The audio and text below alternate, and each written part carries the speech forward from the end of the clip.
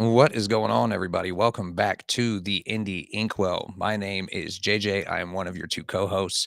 Unfortunately, we got him for a month in a row, but the Air Force has once again taken Michael away from us this week, but he should be back next week. So hopefully all is good. I'm pretty sure he's just doing some kind of training or something. I don't know. I don't know what the Air Force exactly does on bases. So kind of none of my business anyway. However, off that topic, please welcome our guest today, everybody, indie comic book writer Rich Watkin. How's it going, man?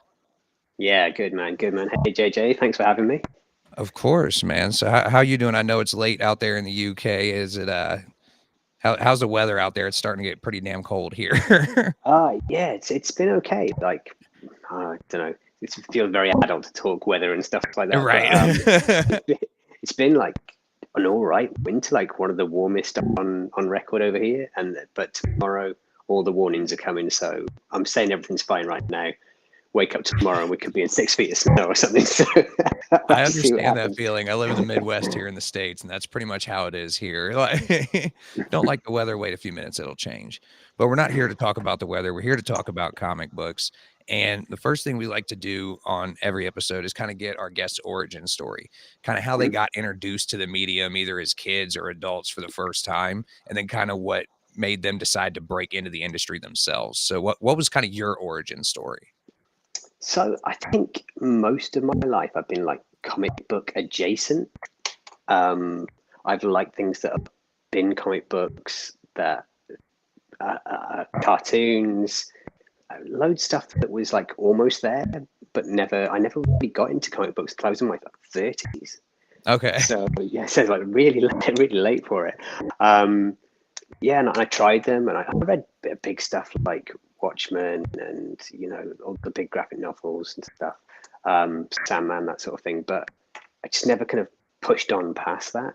Hmm. I'd watched cartoons my entire life. I never stopped watching cartoons and stuff. I grew up on Transformers. I grew up on Mask, Thundercats, all the stuff that's coming back right now and is big in comic Right. books. So yeah, I'm absolutely loving life right now. But yeah, um, I think the Marvel movies had just started, and I sort of piqued my interest a little bit. And I thought, well, I'm one of those people who's a bit unrelenting. If I think I should like something, I keep going back to it. It's Right. like it's like coffee. I didn't start drinking coffee until I was like 32. Like I love the smell of coffee, Oh, wow. but I just never enjoyed drinking it, and so I just kept trying and kept trying, and then now it's like I have to have like 2 cups in the morning That's how I before I can am. If do I don't anything. have a couple of cups in the morning, I'm not a pleasant person to be around. And so I kind of got this interest kind of raised in me, and I'd started working with a guy who was into comic books, and he was kind of talking me through what was going on at the moment. I said, look, I'm just going to do it. What do I need to start on? And the big storyline at that time was Spider-Verse. So the original Oh, Spider-Verse geez. story. So if I'm going to start slowly, I might as well go into some huge event with just about every Spider character ever even Right. conceived of. But I did. I jumped in, and it's like, oh, this is me. This is what I love, sort of thing. So since then, I read more and more Marvel, and I was quite um, Marvel centric for a lot of years. I kept trying DC, and every book I picked up was like, nah, crap, crap, crap. I think I was picking the wrong book. See, I don't think it's not a whole I'll say thing you probably against just DC. weren't picking the right books for you because this may be an indie show, but we do still appreciate Marvel and DC around here, everybody. Just to let you know, we're not, anti the establishment, but And a buddy of mine had bought me after my wife and I had a son, bought us a copy of Saga, like the first chapter, the first 5 issues or so. mm, Um, so randomly, I'd been reading Marvel, and that was all fine. And I just thought, I'm going to try something different, and I gave that a go, and it was like, whoa, there's a whole other world of comic books out there that's not Marvel or DC. And yeah. since then, it's just kind of expanded, and my pull list over the last year has got less and less Marvel, and to the point where there is no Marvel on it at all anymore. I That's how just mine read is indie now. It's books. pretty much Yeah, all indie stuff. yeah. I mean, I dip in every now and again, but it's just for Yeah, small like I still events, need to like get one-off into stuff. the current Ultimate Spider-Man run because everybody's been telling me it's amazing, but I Yeah, haven't had a chance to check it out yet because I'm reading all this indie stuff. yeah. Well, this is it. Like, so I'm a big Amazing Spider-Man fan. So, and I managed to collect everything apart from Amazing Fantasy 15. I managed to collect like a whole run. But this latest, well, since Nick Spencer took over until now, I've just been turned off. I've been pushing through, hoping it's going to get better and hoping it's going to get better. That's a pretty common opinion, I think. Yeah, and it's got to the point where it was going further and further and down my stack to the point where I just wasn't reading it. And then I had like 8 months of unread Amazing Spider-Man. And I'm like, nah, that's it, I'm done. And I've actually sold loads of my collection now because it's left this real sour taste. So I've got some great books. I've kept some amazing books. But yeah, I used to have like 900 plus Amazing Spider-Man comic books, and that's whittled down crazy. Well, you get like I think I know it's kind of a common thing to say nowadays, but everybody I think is starting to really suffer from superhero fatigue. I think it's just too much. Yeah, and I think I keep looking at Amazing Spider-Man covers. Actually, I mean, he's my go-to guy. So he's the one I'm going to keep an eye Oh, out. he's been my favorite since I regardless. was 6 years old. I Yeah, mean, no Spider-Man hate, but yeah. But I keep looking at like covers. I'm like, none of the covers look different these days. Like think about like iconic Amazing Spider-Man covers. For me, the one that stands out most of all is ASM 39, the like John Romita first issue. Green Goblin holding on the glider, that sort of thing, and or then you've first got stuff. appearance of Hobgoblin, which I have Oh, you over on my definitely. wall, where he's tearing the Spider-Man suit in half. I mean, Such, there's some covers out there that are just like you said, they're iconic covers, but I don't really see a lot of that at Marvel and DC these days. no, they're nice. Don't get me wrong, but there's Right. I nothing mean, you're they're gonna still go. gorgeous artwork, Oh, but there's nothing that stood out to me like people are going to remember that cover for like the next 40 years. yeah. It's like where were you when you picked up that issue? You were in a local comic book shop and you like picked it up. Like I picked it up because it was this incredible cover. It's like this is the nice cover I got of Amazing Spider-Man. It's Right. Of the 14 covers they put out for it. you're lucky if it's just 14. Oh man, I remember I forget which book it was. It was the start of a new run of something from DC last year, and they had like 49 variant covers. And I'm just like, why? Yeah, I mean, no one's going to buy. I think there will be someone who's got more. Oh, I'm sure There's there's someone who's somebody out got there who more. has every single cover, but at the same time, like again, why? Mm. It just seems But like overkill. here's the thing, right? So I was having a conversation with a guy at an indie label, a fairly well established but not a huge indie label, and it's quite a sad sort of conversation to have because digital, my book was written as like an ongoing saga, right? So Mhm. like I say, I love Saga, Amazing I promise Spider-Man, everybody we are going to get into the books later in the show. but all the series that I loved were always long stories. So it's like, well, there's no point doing something short. I'm going to write a long, ongoing stories. So Zach and I planned this huge book that was going to go on for ages. And then when you take it to publishers, they're like, okay, tell us about your book. Well, it's this long, ongoing series. And they're like, nope. And I spoke to one of the guys at this label in particular, and he said, well, to take a chance on an ongoing for an indie, a non-established writer is almost like some sort of publishing suicide.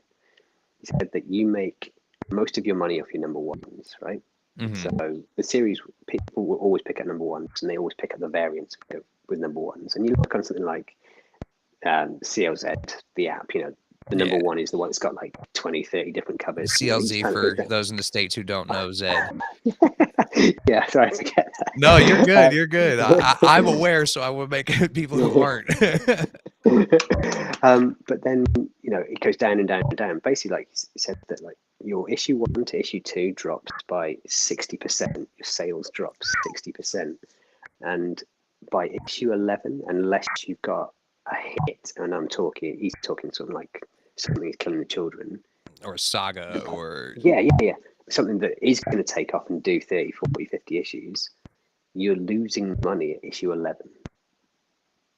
So to try and do that is, it's a real kind of leap of faith that you need someone to go all in on. And yeah. I don't think places are. And I thinking think about that. that's kind of reflective in the fact that you see a lot more one and dones Hmm. from publishers lately, either one-shot comics or they'll just be, like, 5 issues that are meant to be in a collected edition. Hmm. You know, they weren't even And planning on doing the separate issues, but they do that because they know there are some people out there that exclusively want single issues of yeah, stuff. exactly. Or what the other thing you said is that like we want 5 issues with the opportunity to do another 5 issues and another 5 issues, Right, so they but want you we to want leave it to on, like, see that. a cliffhanger, but then Yeah, they decide not to pick it back up, the fans are left out because now there's no yeah, budget to make this next run of the story arc. yeah, So then exactly. you got So people kinda waiting around for years waiting for the next installment of something, and I think that's where a lot of people go, "Oh, indie, like, that's why I mm, kinda try to do this show." Like, "Guys, no, I promise, there's a lot of good stuff out there, you just gotta look yeah, for it." yeah. Like Oh, absolutely. It's like Beneath the Trees as well. Like a lot of the bigger indie books, the ones that kind of do well, they have these weird delays in between when they come out. So I've Mhm. not read Beneath the Trees where nobody sees, but I hear it's just insanely good. It's amazing. IDW scored a home run with that Hmm. one. And I don't know Just why it's for just annoying. example, I Like, did a short, like, 60-second review video on it when it first came out, and I didn't know the book was trending. I didn't know anything about it other than I thought the cover was weird when I bought it, so I picked it up. mhm. And then when I did my little video on it, it blew up to, like, 40,000 views in an hour, and I was like, Wow, "What is going on?" But, that's yeah, so cool. apparently that book has become, like, a sleeper hit from IDW. Well, they're on like multiple prints of the first and second and third issue sort of thing, and it's like I would it's say good issue for 4 them. is not even out yet. Like No.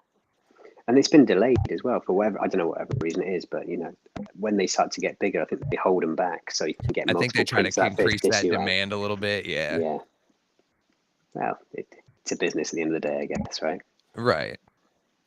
So how did you kinda go about deciding, "Okay, I'm a huge fan of this medium now. Now I wanna make my own." Where was the kinda light switch moment where you decided, "I wanna make my own stories instead of reading other people's?"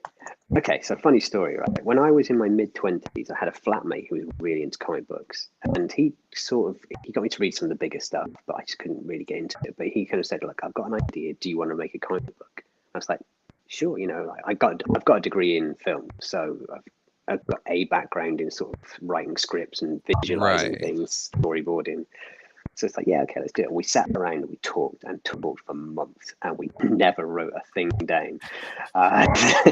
We had some great ideas that Oh, just that didn't sounds go very anywhere. familiar. um, and then after I'd started really properly reading, I also started another concept with the guy I was working with. And we wrote a few pages down, great concept, but again, we just didn't have the momentum. We were Mhm. trying to do it at work on our lunch times, and this just wasn't conducive to Right. making a great series. And you know, I was sort of 40 at the time, but a mate of mine who I run a comic book group with in the UK, it's called Friendly Neighborhood Comics, so it's a Spider-Man link again. Um, he kept saying, I'm going to write a graphic novel. And it's like, cool, you should do it. And I was really keen for him to do it because he was like sort of 15 years younger than me. Right, so it's So, kinda like motivation for you, like, yeah, "Yes, do it so I have a reason to do it." Like I kind of, and originally I wanted to do it vicariously through him. So it's kind of like, Right. I've missed my chance, right? So I'm 40, got my house and kids and this sort of thing. Um, but okay, so every month I'm like, how far have you got, Zach? Zach, how far have you got? How far have you got? He's like, oh, I haven't really done so much. And it's like, come on, I want you to do it. I didn't do it. And then it got to like the Christmas that year, sorry. I guess this is 2020 now. I'll say And pandemic made a lot of people make decisions, man. yeah, exactly, yeah. Or 2019 going into 20. Yeah. And gave him this Alan Moore's writing how to write a comic book for Christopher. We did Ah, like a secret Santa between all the admins in the group sort of thing, and I bought him that. It's like, now here's your opportunity. Here's the material you need. One of the greatest writers of all time. Do it. And so a few weeks later, I'm following up. Have you started? And he's like, Rich, do you by any chance want to do this with me? And I'm like, Yeah, go on then. Yeah, yeah. And that was it. Yeah, that was it. You're Sort of like, thing. yeah, So, kinda. yeah. So yeah, we just kind of did it. We talked for like 8 weeks on the phone, sort of thing. So we've never met each other, by the way. Right. So we write comic book Well, that's like together. me and We my live in the co-host. same. We've never met in Mm. person. We know each other through TikTok is where we met. Yeah, this is it. It's so So crazy how people meet these days. But yeah, we fleshed out like what would be about a 25 issue sort of storyline sort of thing with like twists and turns, and then it's kind of like, right, okay, we've got an idea, what's next, and we thought it'd be a good idea to see if we could get someone to work with and get the visuals sorted for us. mhm. So we thought, let's get an artist involved. We'll tell them it's a long-term project, yada yada yada. But let's get some concepts. Can pay them for concept drawings, and we'll work out whether if they want to work with us based on the story and ideas we've got. So we spent a couple of months like just trawling Instagram. So people ask me, guys, we've done 5 issues of this now, and they're like, "Oh, I want to write a comic book. How'd you go about it?" And one of the things I say is like, getting an artist is one of the hardest things you're ever going to do. And there's three main things to think about: is talent. Does that person have enough talent to bring your vision to life? It's not to say that there aren't millions of fantastic artists out there, but they have to have the right sort of style and aesthetic for what you want to do. Second is, and this is a real driver, is how much they cost. Like, is this person in the budget that you can do? Can you raise funds to do it? Can you do it through a Kickstarter, and they're going to be happy with the amount of money that you raise through it? And the third one, which is also a huge one, is available. So Mhm. you can.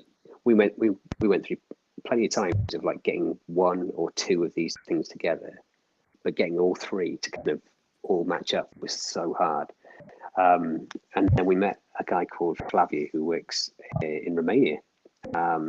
We'd seen some of his work. It looked really good. He'd done some like a fan fiction book, a Star Wars one associated with the guy who played Gecko the Bounty Hunter in one of the Star Wars TV shows. Oh, okay. Um, and it's like, yeah, this is good. So we kind of approached Flavio and said, "Do you want to come on board?" And he did us a few pictures, and he's like, "Yeah, let's do it." Um, and that was it. We just kind of wrote the script. I was saying once you got the artist signed on and agreed to do it, now you That's gotta write it. Now it's that's it. now it's Yeah. go time. And this is the first time really got anyone with it. So we wrote the script, did like 5 pages and a cover, and we thought, let's just hit publishers. Let's see what we can do. And we got close. Like, even though it's our like first project, we had some good conversations with some pretty established publishers. But we could never get that sort of final answer. Like, Mhm. yes, we do want to move forward. It's always in this kind of development stage. And maybe if we hadn't pushed on it as much, we might be in the Or you shops haven't properly. pushed Sort of thing. enough. Yeah. This is it. The responses got shorter and shorter, so I was thinking maybe we have pushed too much. Well, But we hey, just kind the of, way I look at it, man, the greasy wheel gets the grease, or the squeaky wheel gets the grease, right? So, I yeah, mean, 100%, if you 100%. don't try, it's always gonna be no. Yeah, and that's my whole kind of ideology for this whole comic book thing. Like, the worst thing that someone's going to say is no. Mhm. You're no worse off for having a no. It might feel bad about it, but you're not worse off. Right. There's someone else who might say, yeah, I mean, I despise the woman, but J.K. Rowling, whatever, went to what, 49 publishers or something before someone picked up Harry Yeah, I mean, it Potter. was ridiculous, and now that's like what the second best-selling book ever. Yeah, Like, exactly that. like, I mean, yeah. So you never know. Like, you just got to keep trying because Mm, that one person that says yes could change your life. Like, yeah, 100%. And so it was just kind of like, right, well, we've hit a bit of a dead end, but we always planned to do it self-funded and on Kickstarter, and that was it. So we did like a bit of promo. Like I say, I run a fairly big group in the UK, Facebook comic community sort of thing. So people sort of were aware of me and knew Zach and I sort of thing, and Flavio had his connections, and we kind of did like a bit of a social media build up for it, of yeah, anticipation sort of thing. And it was. it surpassed everything we wanted it to do, and we had one issue, and it's like cool. So we made it, put it out there, and it's like cool. All right, we've made a comic book. See you later. And then people are like, "When's the next one coming out?" And that was like, "Oh, you want more of this thing?" And like we would just, for me anyway, like the point of making it was to prove I could do it. I had two attempts to do it and failed, and it's like, well, I've done one. Great, at least I can say I've done one. And people are like, right, when's the next one? When's the next one? And that's how it's That's when kind you of know grown. you've got something going.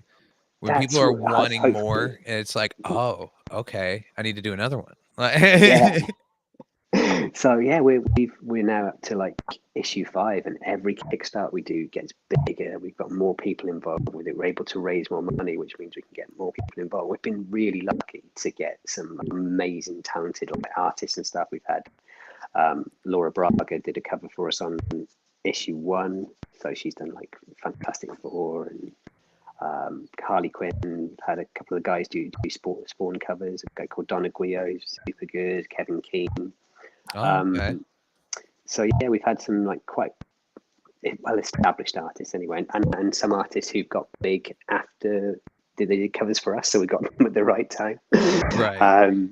which is cool. And now it's sort of a bit of a way of like paying it back. Not saying that we're huge or anything like that, but I spend a bit more time trying to find artists who sort of need a bit of a boost up.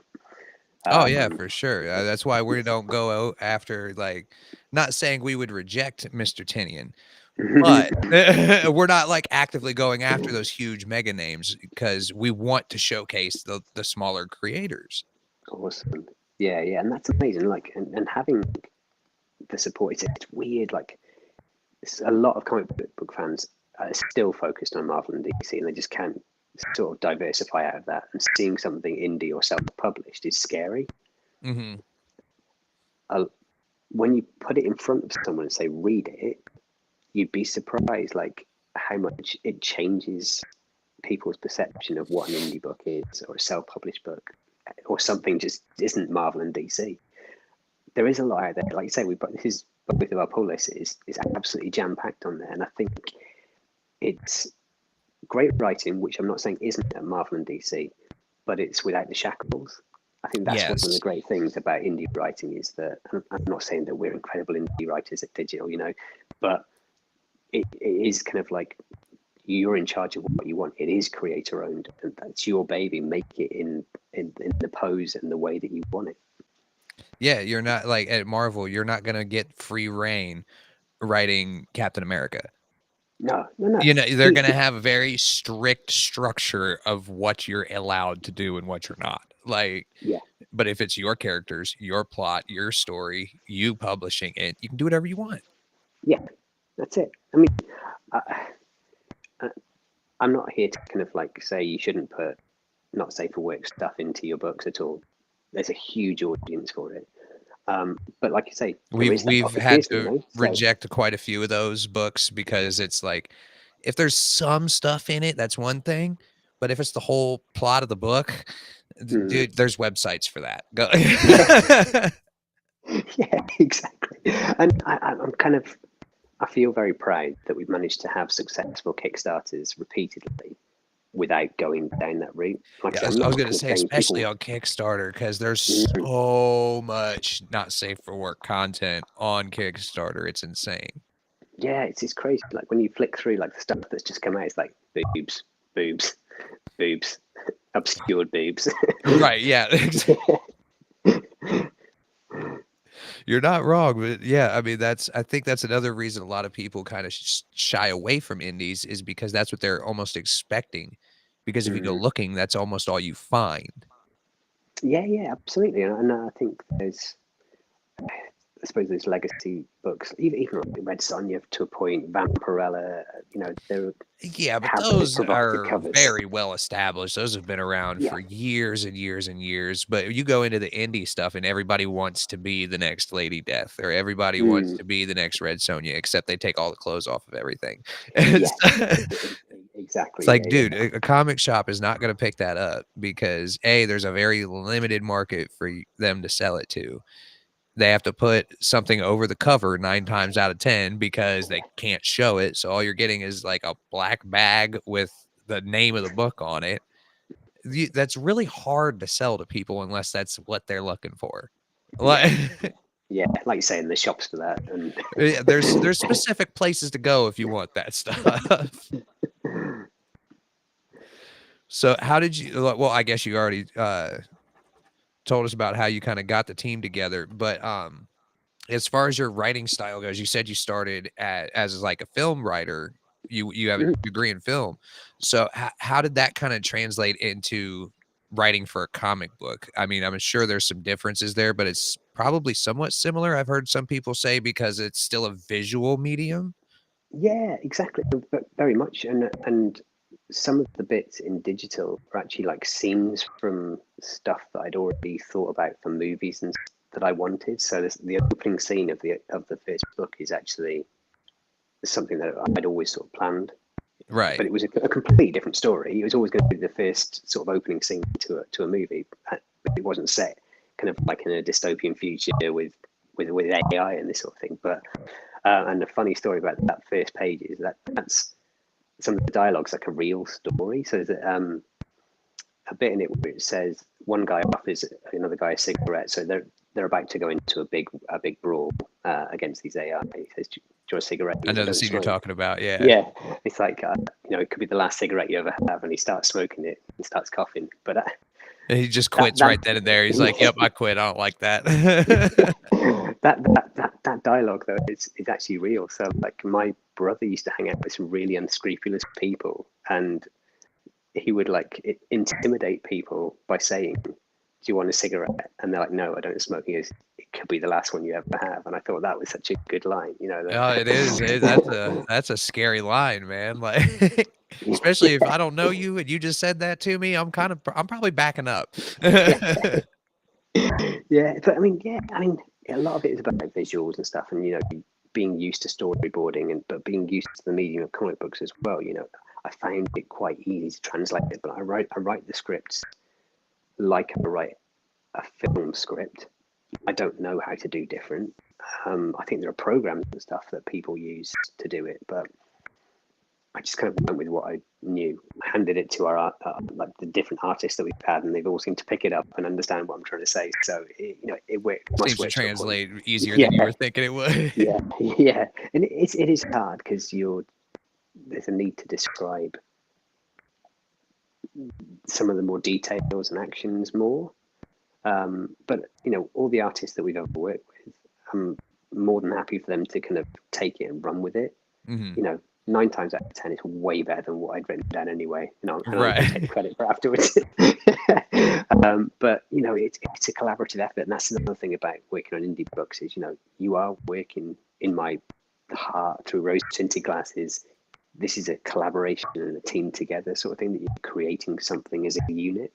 So if people have got different ideas that they think are going to work better, we've chosen the two artists we've worked with on digital for a reason, because they've got the talent, they've got the way to tell the story that just works with the embodiment of it. Well, and obviously, they're easy to work with, or I'm sure you wouldn't be messing with them. So, Yeah, yeah, yeah. And like I say, like a bit of free reign and putting a bit of your heart into the page it means a lot. You can feel it when you're reading it. oh yeah, when I'm sure when you let them do that kind of stuff, they care more because Mm-hmm. it's like, all right, this isn't just this person's book they hired me on. This is my book too. Yeah, and I know people who have had it the other way, where you have like someone who is like ruling with an iron fist, and the Hmm. writer's kind of like, no, that's wrong. You I've need to heard change horror this and do stories that. like that too. Yeah, and it sours that relationship, and I think it sucks some of that love out of it. So if Hmm. we can keep it in there and people can then feel it coming off the page, then for me, that's an extra win. 100%. So enough of the delay. Let's get into your book, Digital. For people who have not seen it or heard of it, kind of give us the rundown, give us the synopsis, if you will. Yeah, I mean, it's set against the backdrop of the last free humans escaping an Earth that's been overrun by AI. Now, I realise that doesn't sound like the most original thing in the world, and it was never ever intended to be. It's always supposed to be a character piece. Right. But when you're well, we felt that when you're establishing yourself as a new writer or creating a new universe, having nods to pre-existing stuff is, you know, really important, and it gives people things. Oh, I know that. I recognize this thing, and It makes them it a little lets bit more you. willing to grab it because, like, even with the first cover, when you sent me the preview issues, I was like, this instantly looks like something I would grab. It's Yeah, sci-fi. It looks like it's got probably some mystery or action going on. Like, I wasn't sure at first, but I'm like, this looks like something I'm into. So, yeah. That's it. So yeah, I mean, there are some really big nods to sci-fi and 80s movies. That's the big thing that was an influence on the writing of all this. It's kind of like, you know, a love of aliens, a love of the Terminator movies, Blade Runner. I You was gonna know, say it gave me Blade Runner, Terminator, and almost Fallout, the Fallout mm. game series. It gave me vibes of that too. So if you can take something that you already know, and then what we find is people really sort of fall for these characters. Hmm. They've got a lot of heart and the way they speak, and I think they like the way that they kind of react to everything that goes right or goes wrong. They But yeah, feel real. They don't feel like a character trope, even though they kind of are character tropes in yeah, of themselves. They're like stereotype characters that you would think they would act like, yeah. but at the same time, like there's a lot of depth there. Mm. Exactly. So we've got like a kind of a big main character, I guess you'd call him, a guy called character called Bear. You know, he is this kind of atypical, yeah, that guy on the right, um, atypical, huge, overly muscular guy, but he's got a stutter. You know, Yeah, I you know, was gonna say he's he like the isn't. big bruiser of the group, but he has a stutter, which I Yeah. found interesting because it's not overused either. Usually when I see characters with a stutter or some kind of speech impediment in a book, it's used constantly, even though like if you talk to somebody with a stutter, it's not all the time. It's certain things will trip them up. You know, it won't Mhm. be constant. Yeah. Well, I wanted to kind of give this vision of someone who looks perfect but has sort of the imperfections in that. And Yeah, because truthfully, he like, looks like a big 80s action hero. yeah, yeah, I mean, he exactly. You looks know, like, Stallone with a beard. Like yeah, yeah. A little bit of Chuck Norris thrown in as well. Yeah, a Yeah. little bit of Chuck Norris with the red in there. But yeah, what actually happened as well was part of the inspiration for wanting to write this book was listening to um, a podcast called Stegman and His Amazing Friends. So Ryan Stegman, Mhm. um, the writers of Kill Your Darlings, actually were Yeah, the yeah, hosts yeah. of it, and Donny Cates was on there. And there's a lot that Donny Cates was saying in there that I found really inspirational. Now, I'm not saying that like King in Black or the end of that Venom run was incredible, but he's written a lot of fantastic stuff, Oh and it gosh. really I sort mean, of. if you guys have never read any of Donny Cates' indie stuff, go check out anything you can find because the indie stuff he does is outstanding. And but he has that stutter, and it's kind of like, well, you know, he sort of inspired me when I was wanting to get into it. So it was also a bit of a nod to that character there to have him there. Okay. But you talk about like the real sort of dialogue that they use, and my wife's like a really strong, independent woman sort of thing. So Aisha, one of the characters that's also in there to the left, yeah. Sometimes I'm thinking like, this is what I want to say, but how do I say it? And I think, well, what would Katie do? Yeah, she'd say this. And so that's kind of like how I kind of go about it. So you know, there's some real inspiration in there that comes from real life sort of situations. That was gonna be one of my next questions is some of these characters, they feel so authentic. So I'm assuming these have to be based off real people, at least loosely. Yeah, yeah, this is it. So looking for inspiration in people we know, and that's what people say. Write about what you know at the end of the day. Right. It's So gonna if come you off know more people, authentic if it's something that's true to you. mhm, yeah, 100%. So this is where it all comes from, and I, I find that when we're writing, the dialogue just sort of falls out. That part isn't too difficult. It's the writing a script isn't easy. It's a lot of work. But I also think about the people who are doing the writing and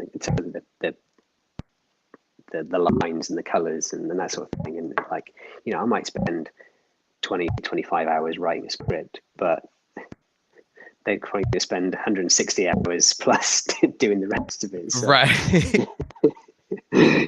what I inject into it is seems really disproportionate. No, but and then like you said, it starts off almost like Terminator does. Like it's got a very familiar intro to the story. The machines got too smart. Everybody had one, and then they realized they could take over. And it was less than a month it took them. No, it's nearly a year. It's just Nearly under a a year. year. So Okay, I was gonna yeah, say, yeah, it's yeah. still that's not a long time to No. take us all out. Like, Yeah. And so yeah, it's. I wanted to kind of get away from Earth as quickly as possible, but I also wanted it to have some like sort of horror elements in it. And I don't know if you kind of picked up on any of those. Like actually, the character, the main baddie in there. I don't know if you can go back to that the image you had just before. let me see here. If you can. Yep, here we go. So here it's top right, and I don't know if have you ever seen Superman 3, the one with Richard Pryor in it, Gene Yes. Hackman.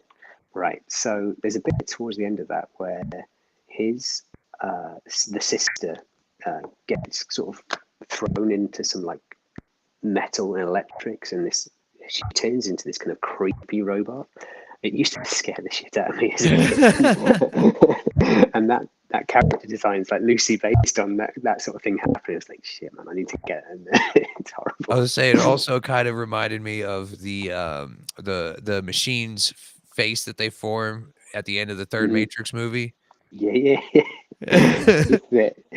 Yeah. So and I think this is like music. I think with comic books, you take what the familiar things out of it, the successful bits of it, you take out of it. So someone could write a song about a girl, which is actually about their best friend or their parents and this sort of thing. And it's like comic books. Like if you can find all the things that work with you and harmonize with the way that you think, then do it. And hopefully that means it's going to be successful. No, 100%. And like you said, you can definitely tell you guys kind of let the artist go wild on some of this because it's so well done. Yeah, Everything's just so crisp, and it's not amateurish like you see with a lot of people's first project. Like, not that there's anything wrong with that. You only get better if you try and practice and keep doing it. But I see a lot of people try to promote their, very not huge or like extravagant book as the next saga or as the next something is killing the children. And it's like your character design isn't even consistent through the book. Like, yeah, and this is it. Like I've said since issue 1, if I can write a comic book, then anyone can write a comic book. It's not something you should ever be afraid of, because no, I firmly believe it's something anybody can do. It's just, some are going to do it better than others. Yeah. But I encourage anyone to do it, because as comic book fans, we would struggle to find at least one person who has never had an idea for a comic book. Doesn't matter how good or how bad it was. 100%. Everyone's thought about doing it, and this was part of the thing as well. It's like I can think about doing it and wanting to do it, but sometimes you just got to do it. And getting through that process of developing a story where you can see the end of it, and having an artist bring those pages to life, that is insane. Like the first time that you see someone put into real life what you've written down on a page is madness. What's even crazier is when you get the book in the post, like, and you open it. It comes from the printer. The physical book like, in your hand, all put together. Yeah. Oh, honestly, incredible. And I think I'd seen the images of the book so many times the first time, but when it was in there, I was like, wow, this is way better than the digital kind of images that I'd seen been sent to us by our artists or things. So like, this is so good. It feels really good quality. I'll send you some copies in the post so you can kind of see. Oh, I'd appreciate that, man. Yeah, I'll put them on display. Everything anybody sends me, especially guests, I always make sure it goes on the shelf somewhere. Everybody can see it. we didn't scrimp on the printing because we wanted it to be like a good quality product. And I don't know if you like. There's a difference between the Marvel kind of printing and someone like Boom Yeah, I don't Studios. know I think what's these are going on with Marvel the past couple years. Their printing has been yeah atrocious. yeah. I've been The cut back paper on printing. quality And is like you can see through the pages. I shouldn't be able to see through the pages. well, you know what they're doing. They need to pay for all those variant artists. That's probably what the problem is. Pay all those variant artists the $10 per hour that they want to pay them. Yeah. But yeah, so it's really great, and hopefully, like when you get them, you go, cool. Now I can see it. Like this is another thing, like a level up from the digital copies that we Oh, sent you it's through. always another level up for with the physical because you can see how much effort was actually put into it. Like you can only Mhm. see how so much of that in a digital format.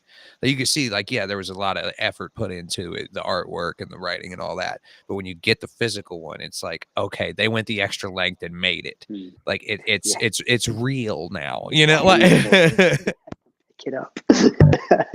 I know we're all going digital with everything these days, but I still appreciate a physical piece of media in Yeah, my hands. I have no beef with anyone who wants to read comic books digitally. No, It's not at still all. I still it's read books digitally, even saying that. But yeah, and at the end of the day, it's a way for people to read, so it doesn't matter. Mhm. You know, as long as people are still reading comic books, and you can still make comic books. Um, but for me, like, there's such a big difference between looking at a screen and looking at a book. You know, having the feel Oh, of it. You know, plus it's it's easier just on your eyes if nothing else. yeah, exactly. Yeah, yeah, 100%. I look at enough screens all day. You know, Yeah, if I can yeah, avoid true. it, I will. So, this being your guys' like first big project or well, Mhm. your first comic book project, is there anything about the indie, like, industry itself that you've seen that you think, like, could be improved on? And or is there, like, what am I trying to ask? Are there any Uh, problems with the indie scene that you notice as a creator? no, no, I don't. Realistically, I have a beef because of my specific project, which is being long term, and they only want to put short stories out. Right, right. Well, apart from those kind of Yeah, things, but like, no, is but there, like, I, a I lot of feel competition going back and forth? Is there people bad mouthing each other?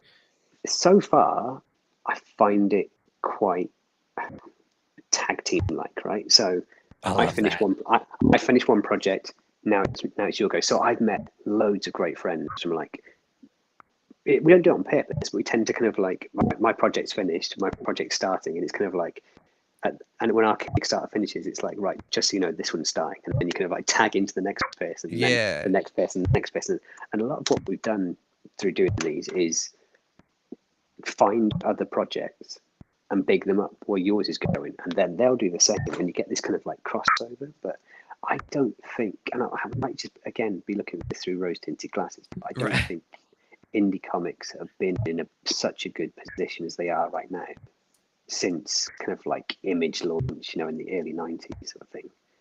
I think it's a real, it feels like it's a renaissance. I think, like you'd say, there's that superhero fatigue. People are looking for something different. And then you get publishers like AWA who are really coming up, and you get Mad Cave, you've got Blood Moon, Blood you Moon, know, I've had a couple creators from them on here. I've had a bunch of creators from Scout Comics that I've interviewed for yes, this show and my other show that I ran for another company.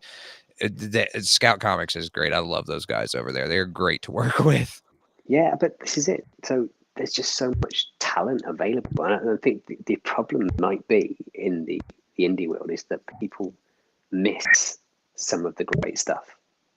I think that's maybe what's more of an issue than bad mouthing. And there will be bad mouthing, of course there will. It's like anything. There's going to be Right, people who but want to I get a foot have up. noticed, like, I haven't heard much of, like, there's not drama in the indie scene, like, that I notice. Like, as a content creator, I gotta, watch whose video I like because maybe they have a problem with somebody else on the app or whatever, there's always something going on. And it's just so nice that everybody I ask in the indie comic book scene says, "No, there's really nothing like that at all, actually." I think in amongst creators, it's generally people don't have a beef, and that I've come across. All right, so there's a pretty big Comic Con in the UK called Thought Bubble. It's the one that the creators want to go to. It's not like a toy fair. It's not Mhm. just a place to buy comic books. It's a place to meet creators. That's the primary focus of it. Right, it's more of like an So industry convention than it is for no, it's a chance for fans to meet the creators. That's probably the okay, best okay, way of gotcha, gotcha, putting it. gotcha. So you have people like Jason Aaron there and Jeff Lemire, and Mhm. they had the guys from Distillery setting up like a big launch. With Martin Simmons was there, and it was really it's a really good place to go. It's the convention that I've always gone to because Right. I have that chance to say, oh, hey Jock, how's it going? Can you sign this? This your It's like Batman going for to, me? like, New York Comic Con here in the States or San Yeah, Diego right, Comic okay. Con. But I went and just chatted to as many people as I could. Established artists like Jeff Lemire, just chatted to me. We were quite close, and he's like, "Oh yeah, come over and chat to me wherever you want. It's all good." And people were giving me offered to give me like pitch decks and stuff for when they went for like pushing the book forward to publishers, and everyone was happy, like nice and getting on, and just happy to kind of help out the little guys sort of thing. Well, and I think it's just part of being an independent artist in any shape or form. It's like if we all don't try to help each other grow, then the scene won't grow. Yeah, And even though it's 100%. indie, we still want it to get big. If we don't want to be owned by a big publisher or something, that doesn't mean that your independent book can't blow the heck up and still stay independent. Yeah, yeah, I would definitely agree. And Like, look at like, all the stuff from Image basically is still creator owned, with a few mm-mm. exceptions, I'm sure. But I've interviewed a couple people from Image, and they're like, "No, I own my book. All they have is the publishing rights." Like, And they're really clear about it as well. Like mhm. we applied to Image, like when I mentioned, like before we properly launched, and it's like, this is your book. We're going to put it out in as many different places as possible. We'll take a cut, but you know we're not going to get involved unless we desperately feel we need to. And that might be like, might change the cover image, or we might rename the book, but everything else is yours. Just basic editing things at that Yeah, point, yeah, yeah, like, yeah. which can So never hurt if you got an extra set of eyeballs on something. yeah, especially As someone long as who's they're already not trying done to, it. like, micromanage into everything. Yeah, but all that industry experience is like, it's gold. Take it all.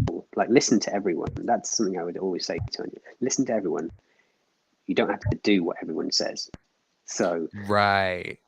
that's the way I do my job. Is the way that I've kind of moved forward in the industry so far. Is kind of like, right, I'll listen to every story that I can and get as much knowledge as possible. But I'm not going to like everything. It's not everything's going to be the way that I want to do things. But someone will have done something similar that I can take, and then I can take that bit and I'll take that bit, and you know that's the way that I hope to keep progressing. Well, and that's just basic, like, data collection at that point. Yeah, You take info from everybody and then pick out what you need or what you think's gonna work for you. yeah, that's exactly it. And I think that's it, isn't it? Like, especially in the creative space, there isn't a one size fits all, or everyone's writing the same book at the end of the day, aren't they? Right. So, Well, it's like all the, social media gurus out there telling you how to get 1,000,000 followers on your YouTube channel or TikTok account or whatever, and it's like, "Okay, that worked for you, yeah, but we're not doing the same things." Like yeah, and as a parent, actually, it's the same thing. Like my son's got ADHD, so that's something that's like an I know additional that battle challenge. But very well. we had to do, like, we read some books generally about parenting when he was first born, and it's kind of like, okay, well, I think 5% of that book was any good, and 5% of that book was any good, and ultimately you just make your own way, or you listen to people giving you real life advice. Right. No, 100%. So is that kind of the basic advice you would give to new creators trying to do this for the first time is just soak up as much info from as many people as possible and then just kind of pick and choose what works for you? Yeah, I really would, because someone will say things to you. That's how I think about it. Like, I've spoken to loads of people about making comic books, and I've just told them my story, and it's not a perfect story, but this is what I've learned, what I've done for the last 2 or 3 years, and I'm happy to share that knowledge. For Mhm. me, what's the point in having any knowledge if you can't share it with someone so they can kind of come up with you? But yeah, ultimately, listen to what everyone says, but make your own decisions and make things your own. I love it, man. So before we let you go, because I know it is rather late where you're at out in the UK right now, it's Yeah, probably getting close to, if not midnight. yeah, we're getting Are close. there any other projects you guys have got in the pipeline besides digital, or is there anything you want to kind of dip your toes into in the future? And then is there anything else that you want to plug, and where can people find and follow you at? I know Oh, that I was a think lot all at all of once. We'll, it. we'll, we'll go over it all if we forget something. Yeah, there are projects kind of slowly working in the background, but nothing I can really talk about at the Okay. moment, just because it's not there to talking about in a Right. developed way. Um, I've decided in the last few weeks that I'm going to try and make the publishing company that I started for digital into a bigger business. So I only wrote it because basically it's called Bare Maximum Press.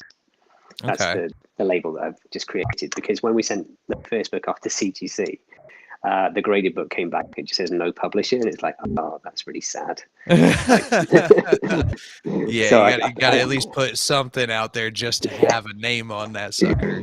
So I created Bare Maximum Press as the label that goes with it, and then going to start making that into a bigger thing. So hopefully can become a bit more of a viable business and be a comic book service. So it's going to have things like editorial services in it. So Oh, okay. if you want to discuss your project and talk about fleshing out, that's something that's going to be available. If you want someone just to kind of proofread it and point out any spelling mistakes, So not really a do that. publishing house or anything, but more of like almost like a third party freelancer agency. Yeah, yeah, that's it. And as well, like one of the things about Kickstarter and indie books in general is when whether you're in the US or the UK, if there's a book in the US that you want, it costs you so much money to ship it. So the $5 or $10 book might cost you $25 to get I've got over to a the good friend, shout out Alex. I don't know if you're watching it somewhere or not or listening, but he's in Australia, and the prices that he pays for stuff, I'm just Mm. like, "Oh my goodness."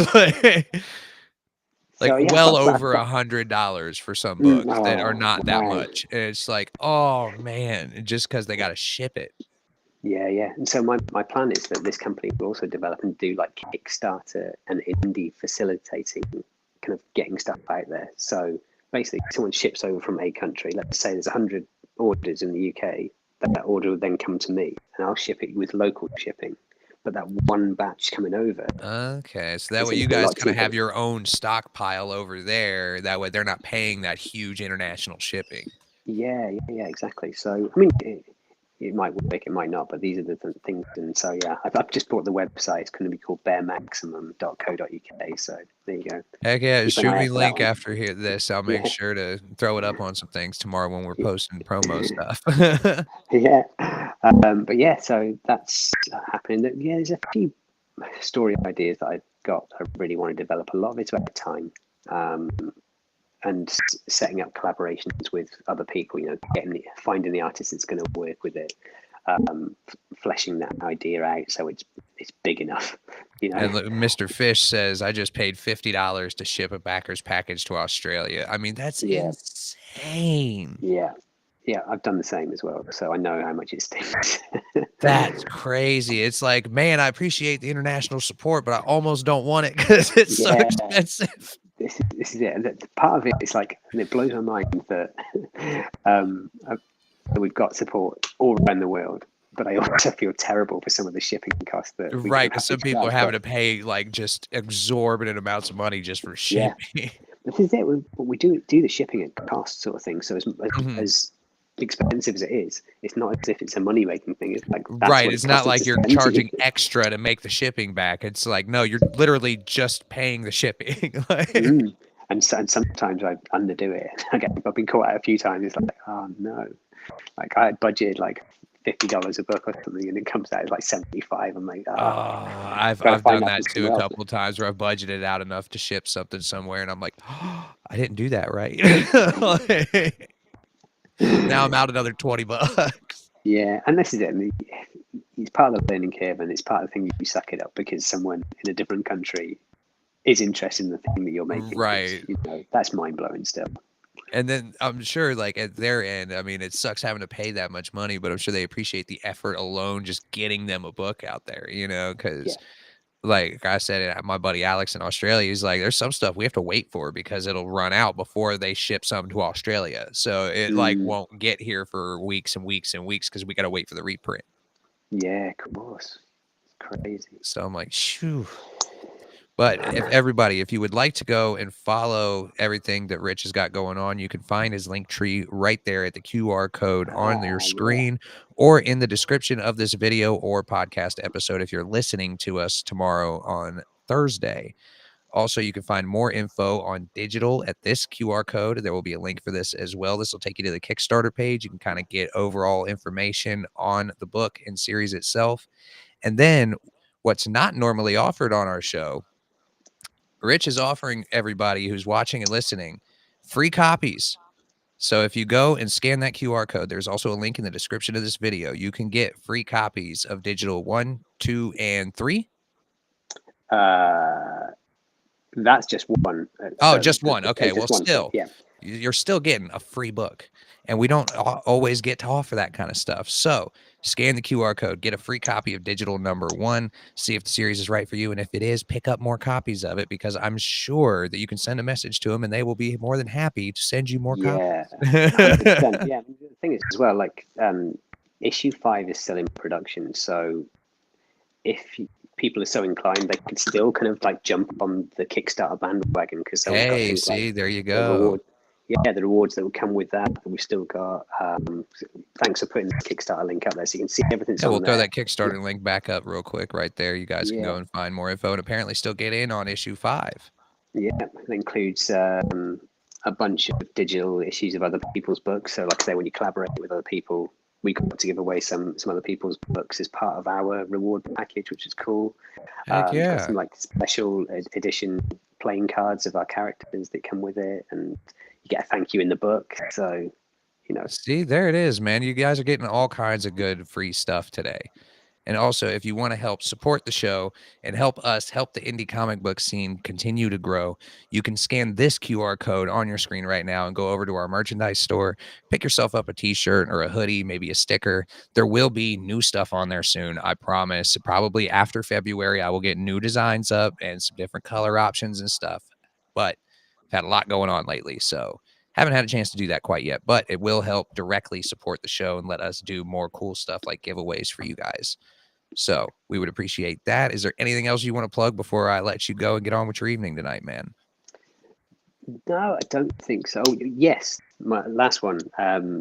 The comic book group that I have in the UK. It's open to anyone, but it's a lot of the UK scene is kind of in there. Is it a Facebook group? It is a Facebook group. Yeah, Friendly Neighborhood Comics. It's a Friendly nice big. Neighborhood Comics. Everybody go Yeah, check that out and join if you want to check out but a bunch of indie stuff. remember to spend neighbor with a U because that's what we do in the UK. There it is. There you got it. You got to make sure you spell stuff right because us Americans speak English, quote unquote. So I'm not saying anything at all. hey, if you can't make fun of yourself, then what good is it? But on Absolutely. that note, Yeah. everybody, please be safe, be kind. We will see you guys next week. Everybody, take it easy.